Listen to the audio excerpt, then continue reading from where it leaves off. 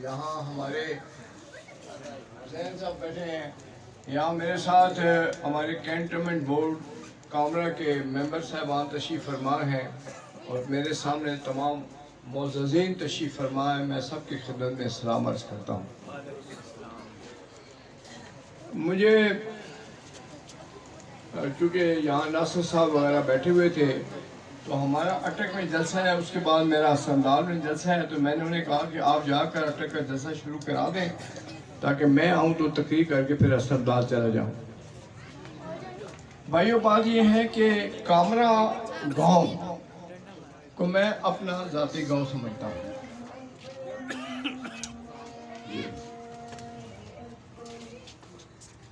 ہمیشہ اپنا گھر سمجھا۔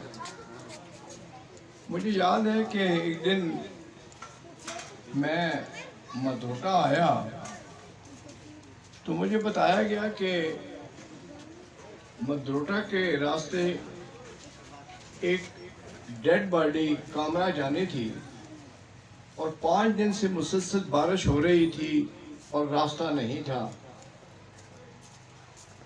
تو اس وقت سب سے پہلا کام میں نے یہی کیا کہ میں نے یہ مدروٹا سے لے کر یہاں تک میں نے سڑک بنوائی تاکہ آپ کا یہ مسئلہ حل ہو جائے۔ اس کے بعد میں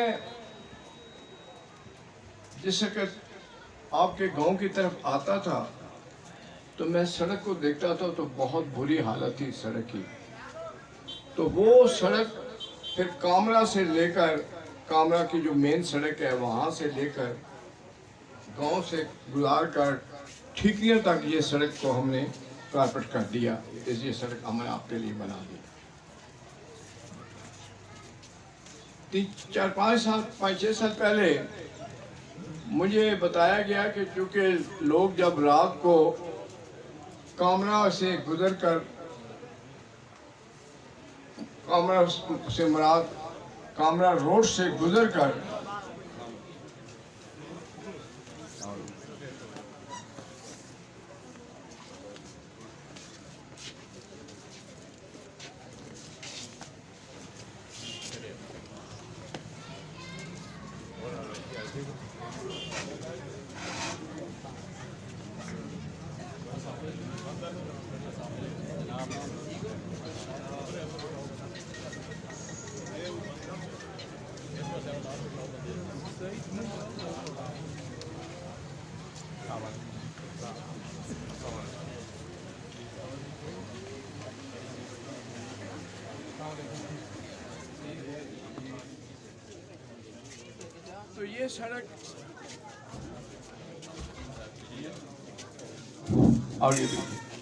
تو یہ سڑک پھر یہاں سے گزار کر ہم نے ٹھیکریاں تک بنائی اور ادھر سے مدروٹے کی نئی سڑک ہم نے تعمیر کی آپ کے لیے۔ پھر 4-5-6 سال پہلے مجھے یہ بتایا گیا کہ ہمارے لوگ جب رات کو آتے ہیں تو کامرا کی سڑک سے انہیں گزرنے نہیں دیا جاتا اور ہماری بڑی مجبوری ہوتی ہے۔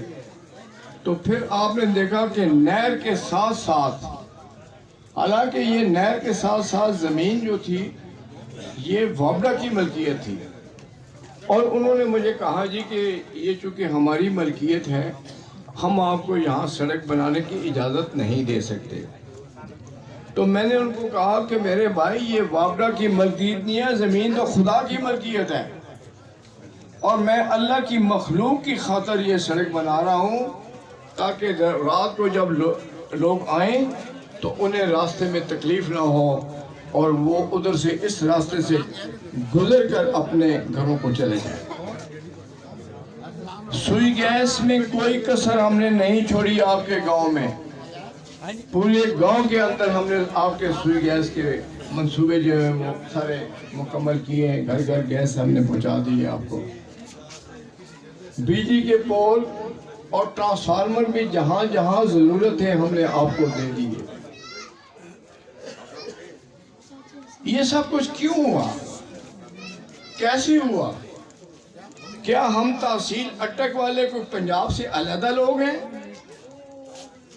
یہ اس لیے ہوا کہ نواز شریف صاحب کے ساتھ میرا ایک بھائیوں جیسا تعلق تھا، اور میں وہ جب وزیر اعظم بنے تو میں نے کہا میاں صاحب ہم نے اپنے دیہاتوں کو شہروں کی سطح پر لانا ہے، اور ہزروں اور اٹک شہر کو ہم نے اسلام آباد کی سطح پر لانا ہے۔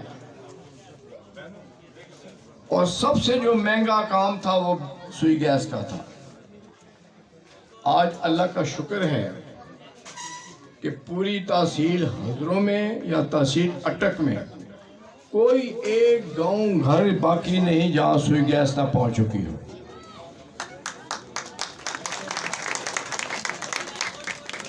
آپ کے حقوق کی خاطر میں نے جنگ لڑی، اور آپ کے حقوق آپ کی دہلیز تک میں نے پہنچا دی۔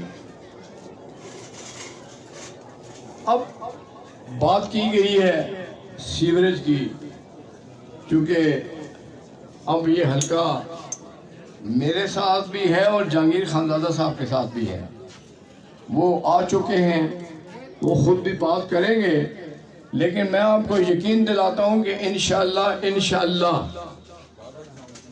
ہم مل کر آپ کو سیوریج لائن کا مسئلہ بھی حل کر دیں، اور ایک اور چیز کو پانی کا مسئلہ فلٹریشن، وہ بھی انشاءاللہ ہم آپ کو اللہ کے کرم سے لے کر دیں گے انشاءاللہ حکومت سے۔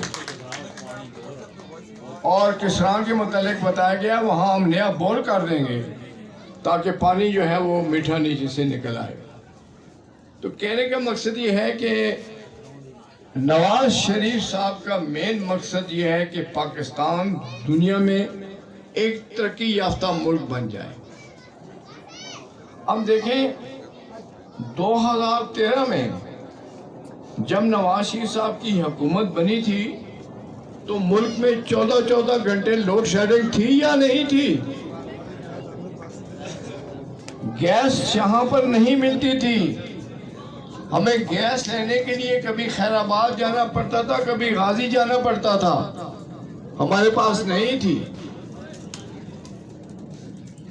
یہاں پر دہشت گردی کا عالم یہ تھا کہ صبح 10 بجے کوئٹہ میں دھماکہ ہو رہا ہے، 2 بجے لاہور اور شام 6 بجے ملتان میں دھماکہ ہو رہا ہے۔ یہ دہشت گردی تھی یا نہیں تھی؟ پھر آپ دیکھیں، کیونکہ ہم علاقہ چچ کے زیادہ لوگ کراچی میں آباد ہیں، کراچی جو غریب کا مائی باپ کہلاتا تھا، وہاں کی حالت یہ ہو گئی تھی کراچی کی کہ لوگ رات شام کے بعد باہر نہیں نکل سکتے تھے، نکلتے تھے تو لٹ جاتے تھے، دن دہاڑے پرس چھین لیتے تھے، دن دہاڑے آپ سے موبائل چھین لیا کرتے تھے۔ یہ حالت تھی کراچی کی۔ کراچی کا امن کس نے قائم کیا؟ ذرا بتائیں نا جی، باشعور لوگ سارے بیٹھے ہیں، کراچی کا امن کس نے قائم کیا؟ نواز شریف نے قائم کیا ہے نا جی، تو پھر ذرا بول کے بتائیں نا جی۔ نواز شریف نے جی، ہاں، یہ ملک سے دہشت گردی کو کس نے ختم کیا؟ ملک سے لوڈ 14,000 میگا واٹ بجلی بنا کر یہاں لوڈ شیڈنگ کو کس نے ختم کیا؟ نواز شریف نے۔ یہ بچے جو ہیں یہ ہم سے آگے ہیں۔ کہنے کا مقصد یہ ہے کہ مئی کے مہینے میں 2 دن آتے ہیں، 2 تاریخیں ہیں۔ ایک تاریخ ہے 9 مئی کی اور دوسری تاریخ ہے 28 مئی کی۔ 9 مئی کو کیا ہوا؟ ملک کے اندر بربادی کی گئی، قائد اعظم صاحب کا گھر جلا دیا گیا، ہمارے شہیدوں کے مجسموں کو مسمار کر دیا گیا، جی ایچ کیو پر حملہ کیا گیا۔ یہ سب کچھ 9 مئی کو ہوتا ہے، اور کون کروانے والا کون ہے؟ عمران خان اور اس کی پارٹی، یہ کروانے والے ہیں۔ ہمارے چونکہ نوجوان بچے ابھی اتنے سمجھدار نہیں ہوتے، تو انہوں نے ان کو اپنے پیچھے لگا لیا. اور 28 مئی کو کیا ہوتا ہے؟ 28 مئی کو بلوچستان میں پہاڑ کے اندر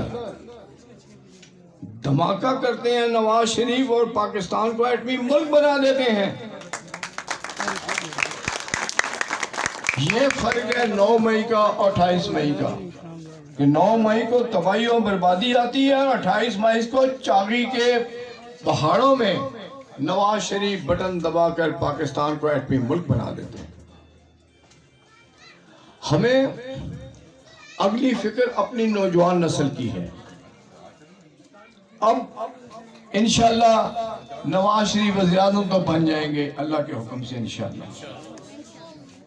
جہاں پر ہم نے ملک کے اندر ترقی کرنی ہے، جہاں ہم نے مزید موٹر ویز بنانے ہیں، جہاں پر ہم نے سوئی گیس مزید فراہم کرنی ہے، سی پیک کے منصوبوں کو مکمل کرنا ہے، وہاں پر ہم نے نوجوانوں کے مستقبل کے متعلق بھی سوچنا ہے، تاکہ یہ نوجوان ہاتھوں میں ڈگریاں اٹھائے مارے پھرتے نہ رہیں.